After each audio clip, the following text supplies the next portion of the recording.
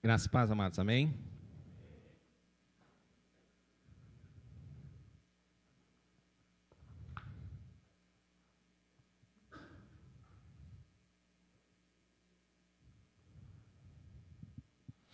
Antes da gente entrar na palavra que a gente vai estar compartilhando hoje, as crianças podem ir lá. Antes, então, de entrar na palavra que a gente vai estar compartilhando essa noite, que a gente vai seguir, né? Então, a gente está falando sobre os valores da igreja e conectando, então, cada valor a um personagem bíblico. Depois a gente vai ver, vai descobrir ali qual é o personagem de hoje, né? Eu queria compartilhar algumas coisas com vocês e também, não digo dar um puxão de orelha, mas convocar vocês, né, para a gente estar mais atento a algumas coisas. Às vezes, na correria do dia a dia, a gente acaba se passando desapercebido por algumas coisas que são lícitas, que são corretas, né, mas que muitas vezes a gente não deveria dar tanto valor e tanta importância para elas, né. Semana passada a gente esteve lá no Impacto, né, e o tema era legado. E aí eu descobri que legado é um tema polêmico, né? Não o tema em si, mas a definição, porque cada um trazia uma definição do que é legado, né? E uma coisa bem interessante, assim, para mim, que chamou a atenção é a forma como o Zé Bruno, que é o vocalista do Resgate, a definição dele, né, de legado. Porque a gente sempre pensa assim, legado é o que eu vou deixar, o que eu estou deixando, né? E ele disse que não é o que eu deixo, né? É aquilo da minha vida que as pessoas se apropriam, ou seja, o que elas entendem que faz sentido para elas, e aí, então, isso vira um legado para elas, ou seja, quando eu estou vivendo, talvez eu nem tenha a intenção daquilo, mas acaba alguém se apropriando daquilo e tendo como legado. Vou dar um exemplo aqui. Por exemplo, né? Né? Interessante. Vamos pegar o Nádia aqui, que eu gosto de pegar o Nádia de exemplo, porque a gente anda junto, a gente tem bastante afinidade, né? Então, Nadir, eu pego ele como um referencial de esposo, de marido, de pai, e isso vira um legado dele na minha vida. Mas talvez ali para o Bernardo, essa questão desse valor de ser um paizão, de ser um marido, talvez para o Bernardo isso não faça tanto sentido, né? E aí talvez ele vai ter uma outra referência, um outro marido, um outro pai, que ele vai entender que essa outra pessoa está deixando que aquilo é um legado. Então achei interessante essa definição dele, né? E aí teve gente que associa muito o legado como se fosse uma herança, é aquilo que intencionalmente eu estou deixando, né? Mas a ideia, até de falar sobre o impacto, é também incentivar os irmãos, né? Daqui 2 anos tem de novo, eu sei que envolve investimento, envolve deslocamento, porque é longe, o recurso financeiro, às vezes, para nós que somos uma família de 5, tudo que a gente se movimenta bastante a questão financeira, né? A gente decidiu esse ano, né, que nós iríamos no Impacto como família, então nós somos todos, ficamos lá um tempo também com a Maria Isabel, que fazia já alguns meses que a gente não tinha um tempo junto com ela, com aquela risada inconfundível dela, né? Hoje ela mandou um áudio pro Davi, e aí alguém falou alguma coisa lá e ela deu aquela risada assim que eu acho que é inconfundível, né? E outra coisa que eu queria trazer também, que aconteceu essa semana, e sim, tem falado muito comigo, e é através, né, da vida da Maria Isabel. Ela está acompanhando uma família na igreja que ela está fazendo o ministério, lá em Juí, que até a igreja que o pastor Aguinaldo, quando saiu daqui, foi pastorear, né? E ela está acompanhando uma família, e essa família está passando por um momento muito difícil, né? porque eles tinham um filho, adolescente, que por algumas complicações de saúde acabou falecendo. Então ela está lidando, né, com o luto, ela está acompanhando mais a menina, né, e ela está fazendo esse acompanhamento com a menina, o aconselhamento, né, e acompanhando, né. E aí nós saímos de Juí, conversamos, uma outra amiga dela da igreja convidou ela para ir no culto. Ela disse, não vou, porque a gente teve um impacto, estou cansada, vou descansar, né? E então a gente saiu de lá com a certeza de que ela não iria no culto, que ela ia descansar. E aí quando eu chego em casa, tem uma foto dela e diz assim, pronto para ir no culto. Deus disse, ué. Entendeu? Como assim? Como assim no culto? Por que tu vai no culto? Tu disse que não ia, mudou de ideia. Ela disse assim, tal pessoa me convidou, que é essa menina que ela está acompanhando. Ou seja, cansada, né? Já tinha todo um final de semana de atividade, mas mesmo assim, né, abre mão do descanso, de ter um tempo ali em casa, para estar servindo e acompanhando. Isso me fez refletir muito no que nós temos gasto na nossa vida. Por isso eu comentei, às vezes a gente na correria, a gente não se percebe, e daqui a pouco do nosso lado tem alguém passando por uma necessidade, por uma dificuldade, e por estar tão focado no meu trabalho, na minha família, nas minhas coisas, eu acabo não olhando para os outros, né? E a ideia aqui, irmãos, assim como Deus tem falado bastante comigo ao longo dessa semana sobre isso, a ideia não é uma acusação, não é um peso, mas a gente fazer uma reflexão, né, do quanto que eu tenho, do que eu estou gastando a minha vida. Aquele hino que fala, né, do Drops, né, no que eu estou gastando a minha vida. O que eu estou gastando enquanto eu estou aqui. Né? Então é uma coisa para a gente estar refletindo. Essa não é a pregação da noite, mas eu gostaria muito de compartilhar isso com os irmãos, né? E o último ponto que eu gostaria de falar também, né? Essa semana eu vi um cardzinho que ele fazia um cálculo, né? Era remo. Então diz assim, uma pessoa remando, ela rema lá em média 6 km por hora. Um exemplo, não são esses os números, tá? Aí, se eu coloco 2 pessoas remando, eu aumento a velocidade para 11 km por hora. Então, já diminuiu, não dobrou. Se eu coloco 3 pessoas, eu vou a 15 km por hora. Então, não triplicou. Né? E chega em determinado momento, né, eu vou adicionando pessoas e perdendo velocidade. O Matheus, que é engenheiro, deve saber esse cálculo aí. Né? Então, eu vou adicionando mais recurso e, ao invés de eu aumentar, eu vou perdendo performance, né? E o que eu entendi assim, que na igreja não é tão diferente disso, né? Eu tenho ali, se eu coloco um missionário, ele vai expandir a igreja vai crescer numa proporção, e aí vai crescendo, e em determinado momento, quando começa a adicionar mais gente, a igreja não tem mais a mesma performance. Por que isso? Porque a gente, uma questão natural, nem todo mundo tem o mesmo ritmo, a mesma disposição e a mesma força, né? E uma questão comportamental é que nem todo mundo tem o mesmo comprometimento para fazer, né? E aí, nós estamos aqui sexta-feira com o culto de oração, né? E a gente vê pouquíssimas pessoas vindo. Então, eu queria que vocês refletissem um pouco sobre isso também, né? Tem toda uma liderança da igreja buscando, pensando em como fazer e tentando organizar, né? E a gente precisa estar remando junto, galera, senão a gente não vai chegar aonde a gente quer chegar. Um dos temas que a gente está falando hoje, aí, essa sequência, é sobre o planejamento da igreja, sobre os valores. Mas se a gente não pegar junto, com a mesma disposição e engajamento, a gente não vai ser só mais uma coisa que a gente vai fazer na igreja. Mas não vai ter o efeito que nós gostaríamos. E, principalmente, o que é mais grave, não vai ter o efeito que Deus quer, que Cristo espera de nós. Né?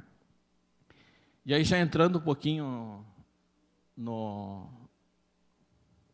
Consegue projetar ali, não? Só aperta aí. Não. O vídeo depois. Segura a tua ansiedade aí, irmão. Eu te aviso. Então, hoje a gente vai falar, né, sobre integridade, que é um valor da igreja, né?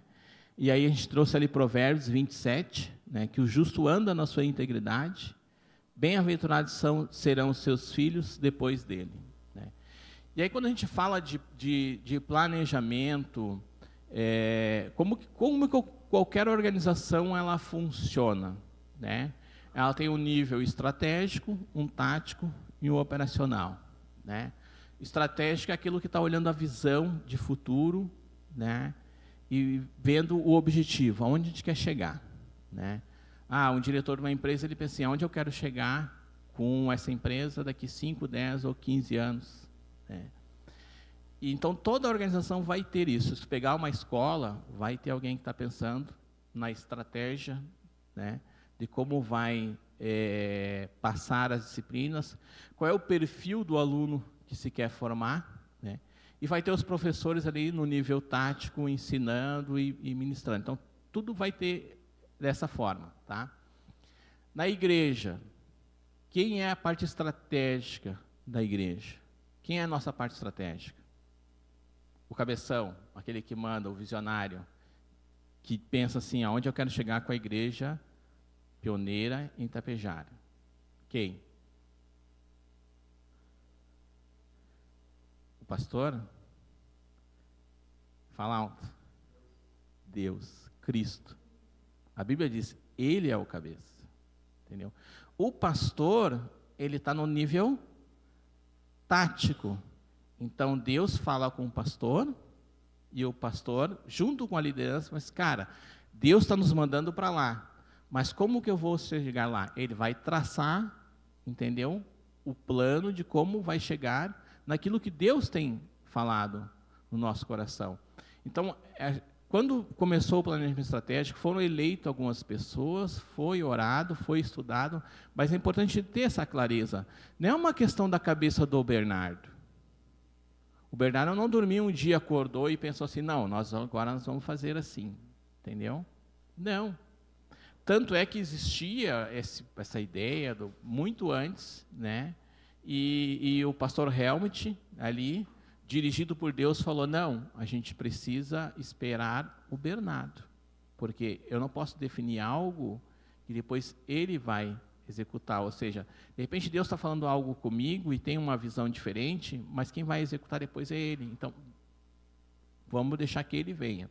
Então tem esse grupo, né, que está no nível tático, né, de tentar entender e discernir o que Cristo quer para a igreja em Tapejara, e essa é a função da liderança. Se você for falar com um líder, muitas vezes, né, a gente não faz necessariamente aquilo que nós gostaríamos, né? Eu tinha uma vontade de fazer dessa forma. De repente, Deus começa a falar no meu coração e eu vejo que não é aquela forma que eu deveria fazer. Então, né, quando eu falo dessa questão de planejamento, né, nada mais é do que tentar traduzir, então assim, de forma um pouco mais prática e objetiva, aquilo que Deus tem ministrado no coração da liderança e o que é o propósito de Deus para a igreja. E a gente tem aí o propósito, né? Viver o amor de Cristo, transformando vidas para impactar a sociedade. Esse é o nosso propósito, né? Por que nós estamos aqui? Por que existe a igreja aqui em Tapejara? Como que a gente deve se mover? Como que a gente deve andar? Essa é o nosso propósito. E a missão, então, é ser uma igreja vibrante, né? Que conecta, discipula e capacita novas gerações. Por que novas gerações? Porque é a continuidade da igreja. Uma igreja só de anciãos, só de pessoas mais velhas, vai passar essa geração e quem vai dar sequência, né? E os nossos valores, então, né? Os nossos valores, então, são a intencionalidade, a liberalidade, a excelência, visão de reino e integridade. Hoje a gente vai estar falando sobre integridade, né? Logo vocês vão descobrir aí qual é o personagem. E tudo isso que a gente viu até agora vai formar o quê? A cultura. É a cultura da igreja. Cada entidade, cada região, por exemplo, se tu vai lá para Porto Alegre, existe uma cultura local, é o leite, né? Um exemplo. Né? Então tem uma cultura local, tu faz as coisas de uma forma. Quando tu vem para Tapejara, é o leite, né? Porque não tem um i ali, entendeu? Então, cada local que tu vai, se tu sair daqui, vai para o Paraná, tu vai para São Paulo, tu vai para o Nordeste, cada lugar tem uma cultura, que é um conjunto de coisas, né, de princípios e valores que formam a cultura. E qual é a cultura que a gente deve viver na igreja? Cultura do reino. Não é isso? Então, se eu tenho princípios e valores alinhados com o que é a cultura brasileira, entendeu? O que é a cultura brasileira? Eu estou sempre achando uma forma de levar vantagem, não é? O brasileiro não é marcado por isso, né? O Zé Bruno, por exemplo, ele deu um exemplo lá no Impacto, que alguém, não lembro se era ele ou alguém que foi para um lugar e lá tinha todos os produtos e tu pegava e tu pagava. Mas não tinha ninguém para receber. Tu deixava ali. Aquilo que a gente vê em filme, né? Eu vou lá, pego, deixo as moedinhas ali, pago e... Assim, tá, mas e o brasileirão, né? Tá, mas e se eu quiser pegar e não levar, e não pagar, eu posso? Como é que vai saber? A pergunta da pessoa da localidade. Mas por que eu vou fazer isso?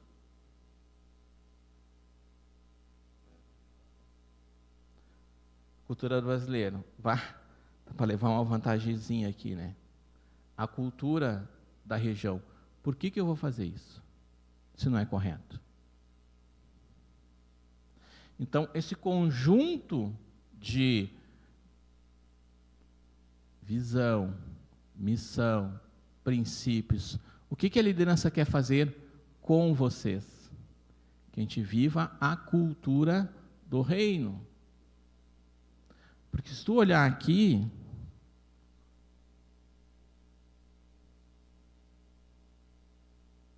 já bugou. Se tu olhar aqui, muitas das coisas que a gente definiu como valores são atributos de Deus. Deus não é um Deus íntegro?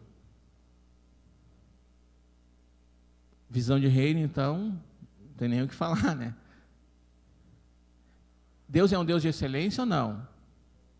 Ou será que Ele criou o mundo meio de qualquer jeito?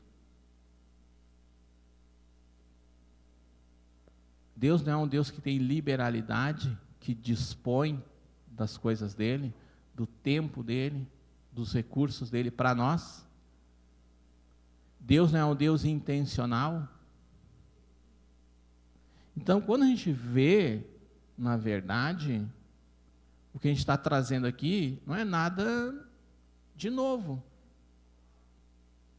Mas é uma forma de tentar traduzir numa linguagem mais visual e mais fácil de aplicação aquilo que Cristo, o cabeção da igreja, né, espera que a gente viva em Tapejara.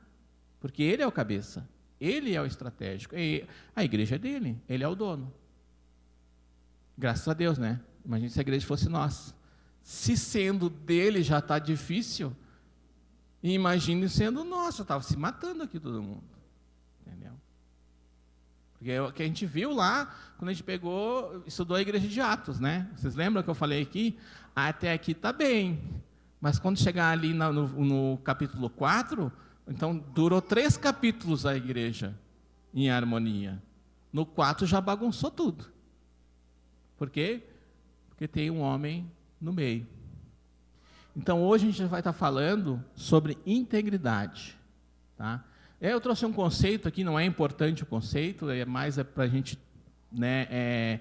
Quem fez as disciplinas da escola de líderes viu bastante sobre integridade. E aí depois, no final, também quero falar um pouquinho sobre a escola. Mas a origem da palavra integridade vem do latim integer, que significa inteiro ou não corrompido. Portanto, integridade é sobre ser completo e sem divisão. A nossa essência não se altera de acordo com as circunstâncias externas. Entendeu? Então, integridade é o ser inteiro. O mesmo Jaci que eu sou aqui, eu sou lá no trabalho. O mesmo Jaci que eu sou aqui, eu sou em casa. Eu não posso ser dividido.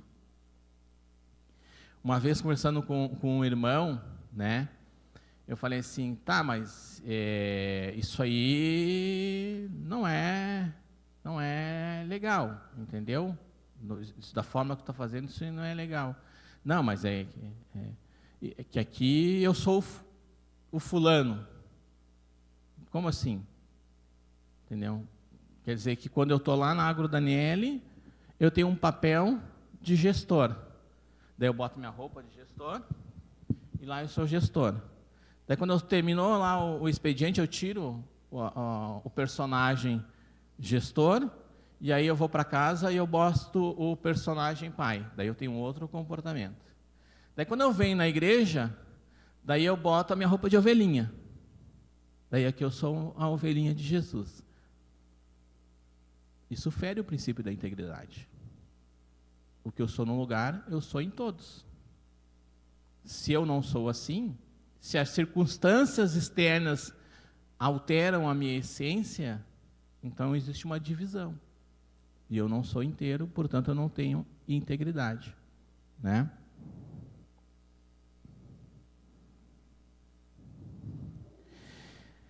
E aí, a gente viu na escola de líderes aqui, que só quem não tem um conflito de ética, né, a gente, não vou aprofundar isso aqui hoje, mas é uma coisa para a gente pensar, tá? Diz assim, ó, toda vez que você se encontrar ao lado da maioria, é hora de parar e refletir. Ou seja, todo momento que tu está indo com a manada, é um momento de tu parar e refletir. Não quer dizer que você esteja errado, mas que você deve refletir se realmente, né, você está agindo corretamente, né? E só não vai ter um conflito, uma dificuldade com a integração, com integridade, quem não é íntegro. Entendeu? Porque em algum momento eu vou ter um choque. Por quê? Porque nós estamos dentro dessa cultura brasileira de ganhar vantagem, de levar vantagem, de um caminho mais fácil, de obter lucro de forma mais rápida e mais fácil.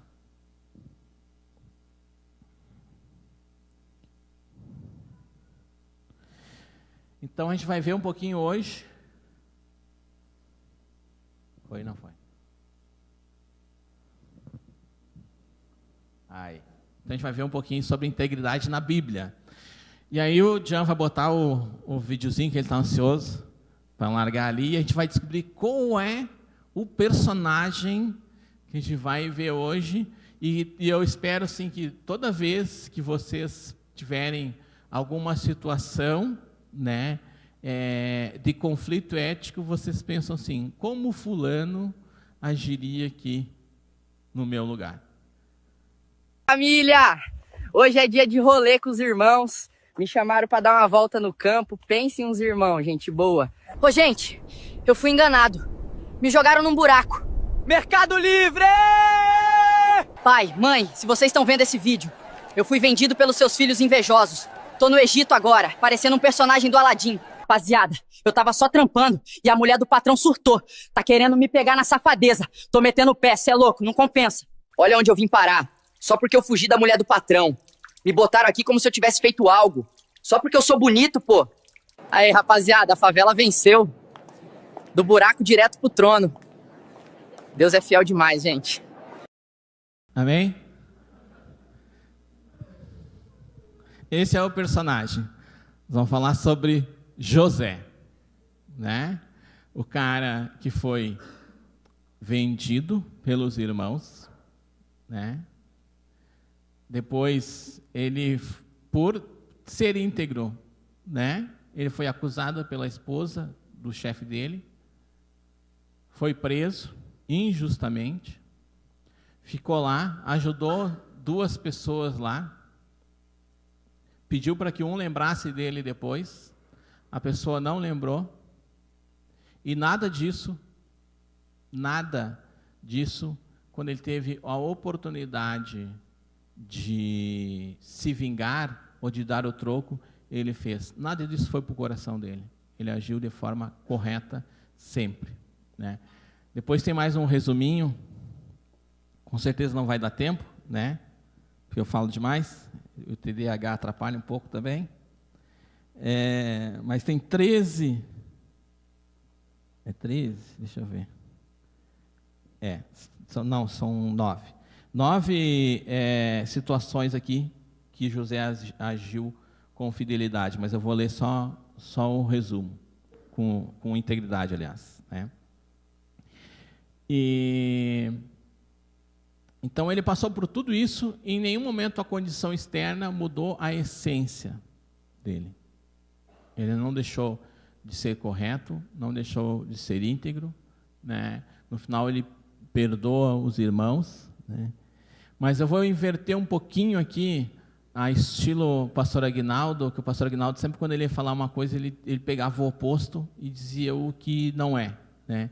Eu não vou colocar aqui o que não é integridade, mas eu vou trazer uma situação, né, inversa de como funciona quando a gente não vive com integridade. Vamos abrir nossas Bíblias. Gênesis 42.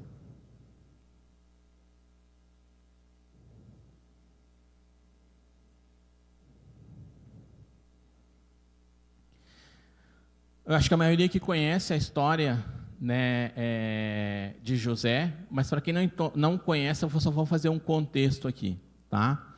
Então, José ele é vendido como escravo, vai para o Egito. Lá no Egito ele acaba sendo preso, acusado injustamente. E por interpretar sonhos, ele acaba interpretando um sonho do faraó e acaba virando governador no Egito. De um sonho que teriam 7 anos de vacas gordas e 7 anos de vacas magras, ou seja, seriam 7 anos de muita colheita, de muita fartura, e depois viriam 7 anos de muita fome. E ele, então, está lá, já está no 2º ou 3º ano, se eu não me engano, da fome, então tem muita fome para frente ainda, né? E aí o Jacó olha para os filhos dele e diz: o que vocês estão aí olhando um para o outro? Vão lá no Egito comprar comida, senão a gente não vai morrer. E aí quando os irmãos deles chegam no Egito, eles vão negociar com o faraó, né? E eles não conhecem o faraó, eles não reconhecem ele. Ele reconhece os irmãos, mas os irmãos não reconhecem ele. Então é nesse momento que esse texto aqui está falando. Vamos ler a partir do 15, para a gente pegar um pouco do contexto da conversa, para chegar, então, nos versículos que estão ali, né? Nisso sereis provados pela vida de Faraó, não saireis daqui, senão quando vosso irmão mais novo vier. Enviai um dentre vós que traga vosso irmão, mas vós ficareis preso e vossas palavras serão provadas. Se há verdade convosco, se não, pela vida do faraó, vós sois espias. E pô-los junto em prisão 3 dias. E ao 3º dia, José, fazei isso, e vivereis, porque eu temo a Deus. Se sois homens de retidão, que fique um de vós, irmãos, preso na casa da vossa prisão, e vós ide levai mantimento para a fome da vossa casa, e trazei-mo o irmão mais novo, e serão verificadas as vossas palavras, e não morrereis. E eles assim fizeram. Aí tem uma coisa interessante, tá? Eles venderam José. Eles venderam. Em que momento do texto da Bíblia, em que momento que sai alguma notícia ou alguma informação de que José morreu? Nenhum momento, certo? Agora veja o que é a palavra deles. Então disseram uns aos outros, na verdade, somos culpados acerca do nosso irmão, pois vimos a angústia da sua alma quando nos rogava. Nós, porém, não ouvimos, e por isso vem sobre nós esta angústia. E Rúben respondeu-lhes, dizendo, não vos lhe dizia, não pequeis contra o menino, mas não ouvistes. E vedes aqui, o sangue dele também é requerido. Então, essa palavra dá uma conotação, pelo menos na minha interpretação, que eles entendem que José morreu e que eles estão sendo cobrados pela morte de José. Mas em nenhum momento se fala da morte de José. Então, uma das primeiras consequências de quem não vive em integridade, não vive uma vida correta, é não ter também uma consciência tranquila. Porque vai estar sempre no risco do golpe ser descoberto. Quando eu estava no quartel, tinha um tenente lá, um cara bem novo, aqueles que faz o temporário, então ele acho que vira tenente com o quê? Com 20 anos, 21? Quando faz o... menos até, né? Então ele era bem novo, ele devia ter isso aí, 19, 20 anos, e ele dizia assim, todo golpe é válido, desde que não seja descoberto. Né? E um dia no campo, né, todo dia de noite, eles iam lá na nossa barraca, do nosso pelotão, e a gente tinha que fazer a oração do combatente, que era ficar fazendo oração e flexão. Né? E aí todo golpe é válido, desde que não seja descoberto, bora lá, todo mundo, não foi combinado, mas a cultura brasileira estava lá, se manifestando. Né? Caiu o gerador do alojamento. A galera, eu não tinha combinado com ninguém, mas eu pensei, cara, vou botar o meu peito no chão e vou continuar a oração do combatente. Quando voltou a luz, todo mundo estava, só o tenente fazendo flexão. Entendeu? Ou seja, o nosso golpe foi descoberto. Né? E aí, claro, que teve um pagamento por isso. Tivemos que dormir molhado, fomos dormir não sei que hora. Então, tivemos que ir para a lama, marchar que nem os patinhos, tinha que fazer o quen também. Entendeu? O que eu estou dizendo com isso? Que quando eu não tenho uma vida íntegra, eu vou estar sempre preocupado com a consequência do golpe que eu fiz, do que eu burlei. Entendeu? Quer ver? Vou citar um exemplo. Em casa, eu sou uma pessoa tranquila, serena, né? Humilde. Né? Na igreja também, então, como tem muito mais convívio da família com a igreja, na igreja também eu sou um cara sereno, tranquilo. Aí lá no trabalho, né, que eu sou o chefão todo-poderoso, daí eu sou um cara arrogante, que fala palavrão, que humilha as pessoas. Entendeu? Quando minha família estiver em contato com alguém do trabalho, ou algum irmão da igreja for lá para esse ambiente, como que eu vou me sentir? Agora eu vou ficar exposto. Agora eu vou ser descoberto. Então, sempre que tu tem uma vida dupla, e aí o conceito de integridade é inteiro, não tem divisão, sempre que tu tem uma vida dupla, que tu age num lugar diferente do outro, tu vai estar exposto, né? Tu vai estar correndo risco a uma exposição. E esse risco da exposição nunca vai te deixar ter uma consciência tranquila. Então, é uma pessoa que vai viver sempre aprisionada, preocupada com seus próprios erros. E era a situação dos irmãos de José aqui. Eles não reconheceram José, eles não sabiam que era José, mas eles sabiam que eles não tinham agido corretamente. E esse não agir corretamente é o que gerava esse peso na consciência deles, esse medo. Nós agora vamos pagar pelo sangue dele. E aí tu tem uma escolha. Tu tem uma escolha. Né?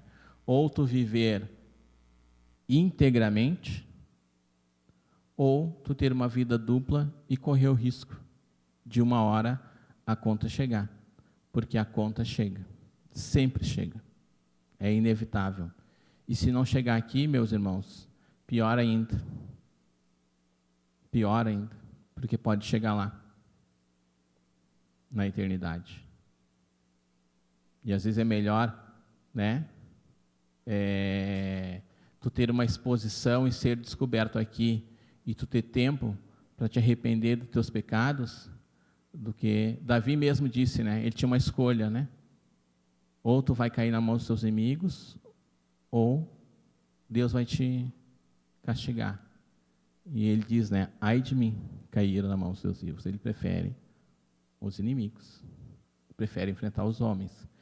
Então é preferível, muitas vezes, a gente perder a nossa reputação, enfrentar a dificuldade, do que daqui a pouco a gente ter que se deparar diante de Deus.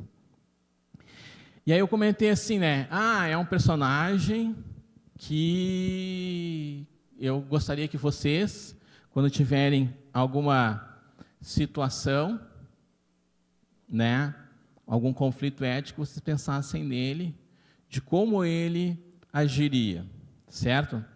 Daí talvez alguém já está aí pensando assim, mas eu tenho que ser igual a Jesus, não igual a José. Certo? Só que José, no Antigo Testamento, ele é uma tipologia de Cristo. Ele é um dos personagens do Antigo Testamento que aponta para quem? Para Cristo. E aí, a gente vai ver aqui algumas... Deixa eu girar a tela aqui, que daí eu consigo enxergar, porque senão... Então, a gente vai ver algumas semelhanças, né? Então, José, ele era o filho amado. Quem era? Cristo, o filho amado do Pai Celestial. José, deixa eu chegar mais perto para eu ler. José, ele foi enviado, né, por seus pais aos seus irmãos. Seus irmãos estavam lá no campo e o pai dele envia. E aí que começa a treta, porque daí eles jogam ele lá no buraco. Cristo foi enviado por Deus aos seus irmãos. José foi rejeitado e traído pelos irmãos. Cristo foi rejeitado e traído pelo seu povo e por Judas. José foi vendido por 20 moedas. Cristo foi vendido por 30 moedas. José ele foi tentado, mas não pecou. A mulher de Potifar queria, né, que ele deitasse com ela, e ele fugiu. E aí deixa a roupa dele lá, e ela acusa ele. Cristo foi tentado em tudo, mas sem pecado. José foi injustamente acusado e preso, e Cristo foi injustamente julgado e condenado.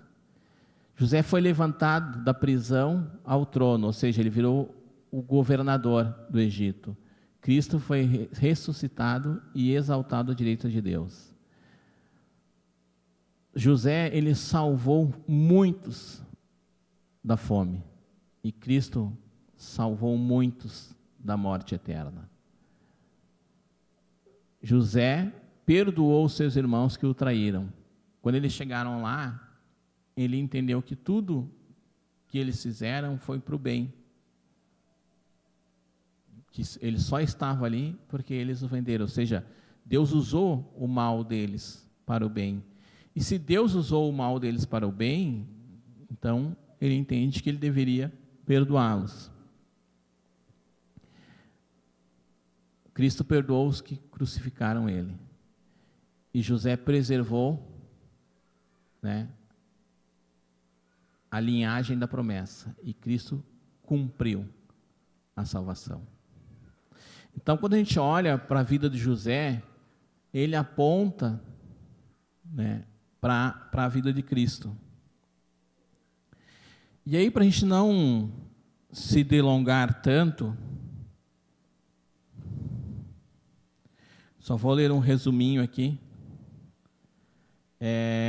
das situações que José enfrentou e ele se manteve íntegro. No lar, sem se corromper com a inveja, no trabalho, servindo com excelência, na tentação, fugindo do pecado, na prisão, sendo confiável, no governo, administrando com justiça, nos relacionamentos, perdoando, e na morte, preservando a fé.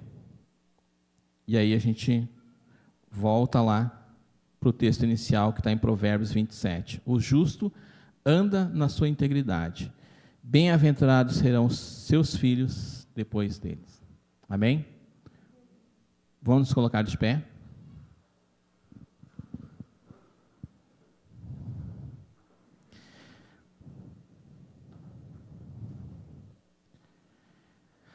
Então, espero que tenha ficado um pouco mais claro para vocês essa questão do porquê que a gente está falando da missão, da visão, por que a gente traz essa questão dos valores, tá? E sobre esse tema integridade, né, eu gostaria que vocês refletissem um pouco sobre isso, né? E se tem alguém ou alguma situação ou alguma área na tua vida que tenha divisão, que tu não está andando com integridade, eu te aconselho, irmão, hoje, te arrepende, denuncia o teu pecado. Diga para Cristo hoje, olha, aqui não estou conseguindo. A gente viu vários motivos, às vezes, que a gente tem esses conflitos éticos na escola de líderes. A gente viu isso, pode ver de uma maneira mais profunda, porque a gente tinha mais tempo. E uma das situações que às vezes a gente acaba quebrando e tendo essa divisão é por proteção emocional. Né? Então, para eu ser aceito num grupo, eu não posso viver com integridade e firmar aquilo que eu entendo que é o correto. E aí eu acabo, às vezes, cedendo e agindo com duas caras, com dois jeitos, com duas formas, não sendo autêntico e não sendo realmente quem eu deveria ser naquele lugar. Né? Só que existe uma coisa que você precisa entender. Às vezes, você só está ali para exatamente viver com integridade. Uma vez eu vi uma pregação de um pretor, que ele trouxe um tênis, que era... O Bernardo já fez parecido também, né? Ele trouxe um tênis, que era, né, Xing Ling, e aí ele pega e coloca o tênis original do lado. Daí ele diz, a comparação que ele faz é isso, é que quando eu tenho um tênis falso, ele até pode passar por um tênis original. Às vezes passa. É uma réplica bem feitinha, não sei o quê, a galera viu meio na corrida. Mas quando eu boto o original do lado, o original denuncia que o outro é falso. E às vezes, você pode só estar nesse lugar, que você tem esse conflito de ética, para denunciar o pecado dos outros. Para que os outros vejam e digam assim, cara, eu estou errado. Eu sou o Xing Ling. Então, para a gente refletir um pouco, né, sobre esse valor que é tão importante.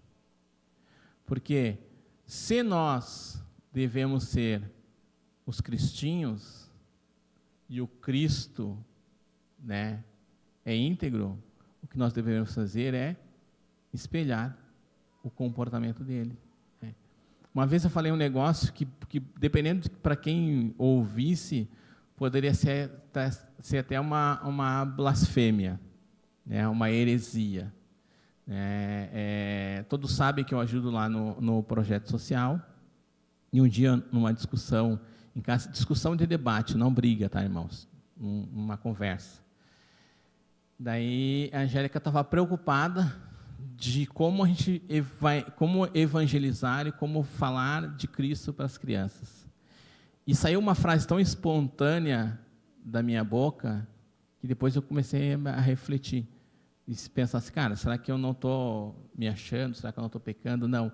Sim, é isso mesmo. Não, é isso que tem que acontecer na prática. Né? Eu disse para ela assim, ó, eu sou o Cristo das crianças. Não no sentido de que eu vou levar eles para o céu. Não no sentido que eu sou a salvação deles. Mas no sentido de que eu, sim, tenho que ser a imagem e semelhança de Cristo para as crianças. Porque se eles não verem Cristo em mim, em todo o projeto, em todas as minhas atitudes, desde quando eu chego lá até quando eu saio, ou quando eu converso com os pais, ou quando eu encontro eles no mercado, na rua, que a gente vê eles, dizem, professor. Se eu não for o Cristo para eles ali, não adianta eu fazer uma oração ou falar alguma coisa. É a minha vida que tem que falar muito mais alto para eles. Quando eu falei isso, saiu tão espontâneo, depois eu fiquei pensando, cara, será que eu não pequei? Falando isso, né? E aí fui orar e eu disse, não, é isso mesmo, entendeu? Não na interpretação literal de que eu sou o Cristo, mas no sentido figurado que eu sou o embaixador de Cristo, que eu sou o Cristinho ali, entendeu? Cheio de falhas, de defeitos, de limitações, com pecados, com dificuldades, mas eu sou um Cristinho para eles. E é para isso que Deus nos chamou. O único motivo que tem de você não se converter e Deus te levar de uma vez no arrebatamento é você ser o Cristo na vida das pessoas que estão ao teu lado, no dia a dia, na escola, no trabalho, em casa, em todos os lugares. Não só aqui, né?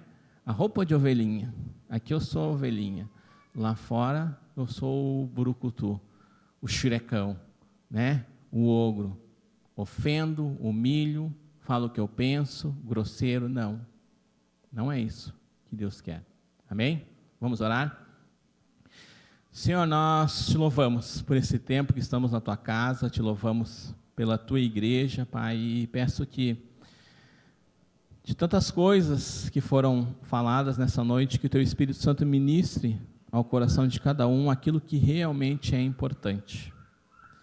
Que essa palavra ela fique remoendo, incomodando, gerando desconforto.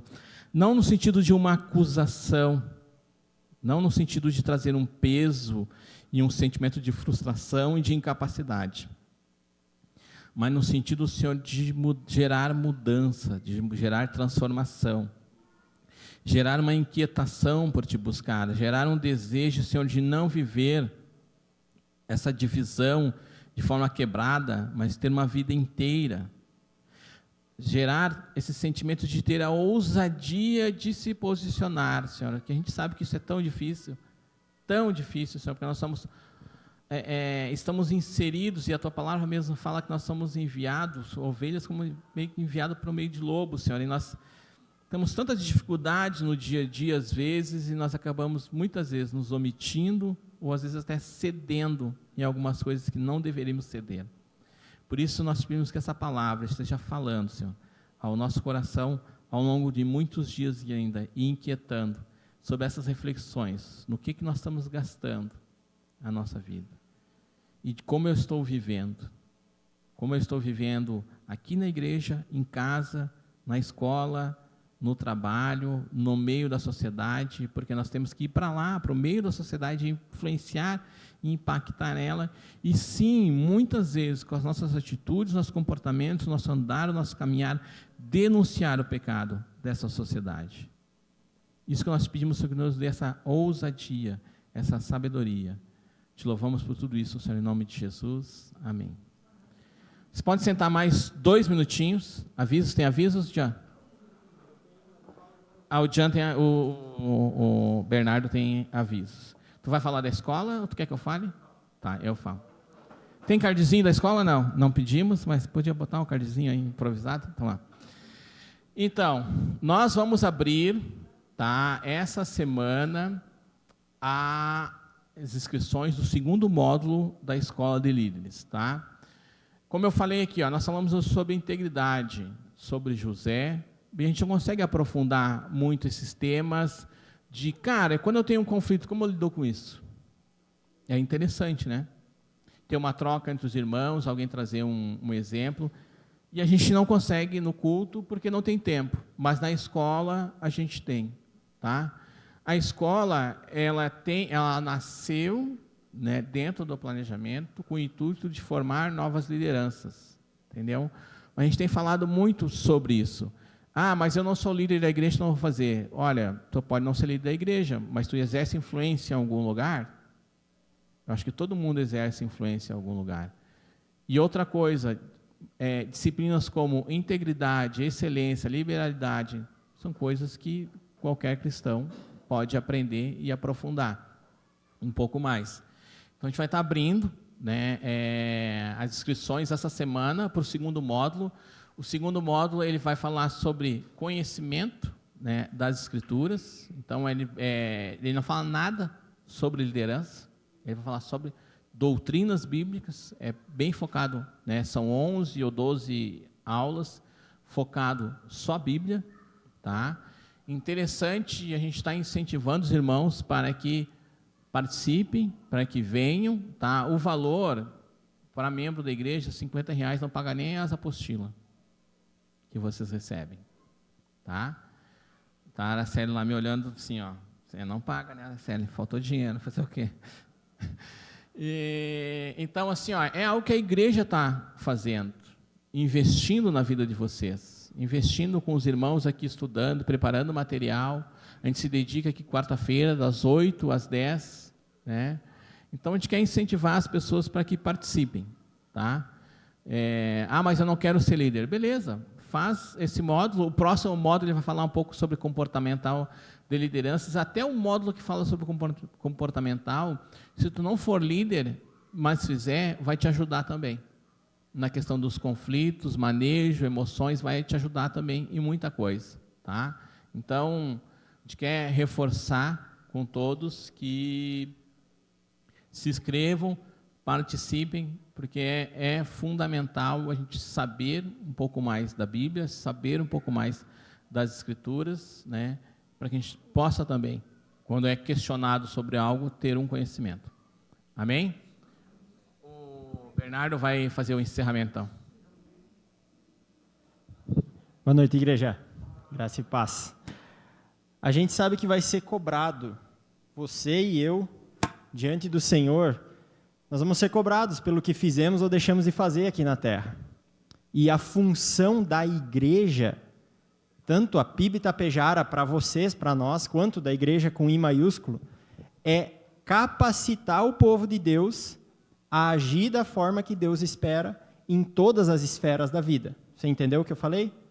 Nós estamos aqui como igreja para dar ferramentas, treinar, ensinar, capacitar você a viver da forma que Deus quer. Essa escola está aqui para isso. Os cultos, os encontros, o pequeno grupo está aí para isso. Nós estamos ofertando e dizendo assim, está aberto, vem fazer, vem estudar, vem conhecer a Bíblia, vem conhecer a Deus, vem se conhecer melhor, vem aprender a servir a Deus melhor.